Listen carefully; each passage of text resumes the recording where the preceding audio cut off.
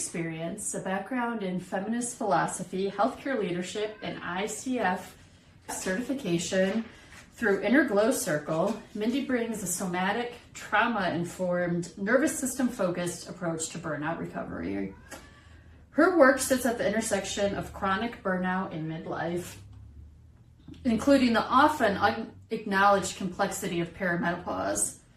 She coaches from the inside out, not fixing, not optimizing, but helping women come back to themselves. Some people would say that this work is a luxury, that women in survival mode can't afford to slow down. I know that woman. I was her. My mother, at 75, is still her. And I want to speak directly to that woman for a moment, to the part of you that heard this question and thought, yeah, exactly. I don't have time for this. I can't afford to slow down. People need me. Things depend on me. I hear you.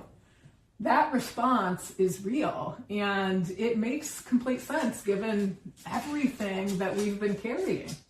But I'd like to offer a different question back to you. Is this a luxury, or is it a necessity you've been told is a luxury? Because there's a difference, a big difference, and that difference matters. The belief that we can't afford to slow down, it's conditioning. It's a lie. It's a belief we inherit from a culture that needs us to keep producing, keep performing, keep caretaking, keep delivering. It got handed down through our families, our workplaces, our gender roles, our religions, and on and on and on. It's the water we swim in every day. And I'm not being dramatic when I say it's making us sick. Not metaphorically, biologically. It is making us sick. Here's what I know from my own life and from working with women who are doing exactly what you're doing. If you don't learn to stop the overperforming, the overfunctioning, the chronic override of your own body's signals, your body will stop you. It will. Not as a punishment, not as failure, as a biological fact. The strategy of go harder, do better might have worked early in life. Many of us built real things with it. Real careers, real families, real lives. But in midlife, especially for those of us navigating perimenopause, when the hormonal scaffolding that helped us sustain a pace that was never sustainable anyway is actively shifting, that strategy meets its edge. And a lot of us are hitting it right now. The exhaustion that sleep doesn't touch, the irritability that has nowhere to go, the body that keeps sending signals that we keep overriding. That's not weakness, that's the nervous system telling you something true. And I want to gently push back on one more piece of this.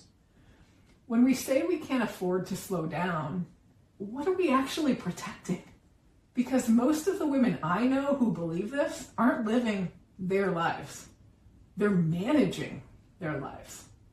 As I did for decades, moving through the roles and responsibilities and expectations competently, reliably, often beautifully, but not fully in those lives. Not present in their own bodies. Not present in their relationships in the way they want to be. Not making choices that come from their actual values.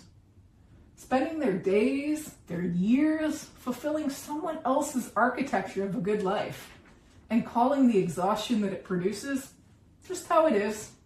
I was that. I spent years of my life being excellent at things that were costing me everything.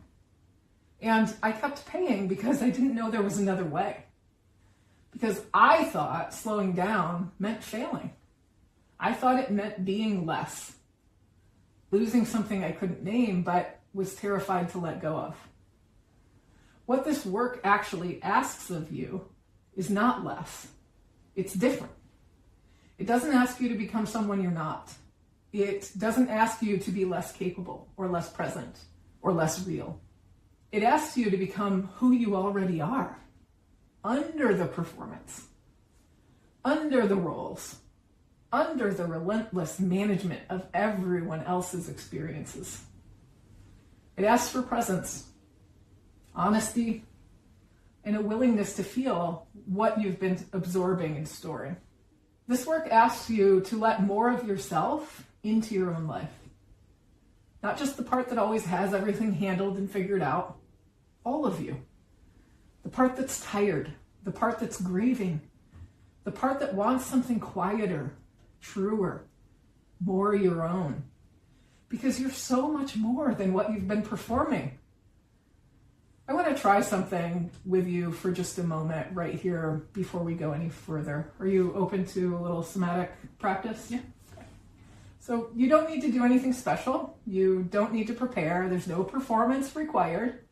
No doing it right or wrong. Let's just be present with each other for a moment.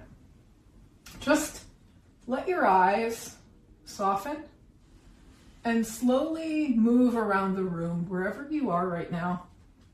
Not looking for anything in particular, just softening your gaze and allowing your eyes to be little explorers, witnesses of the room, just noticing what's here, whatever's in your peripheral vision.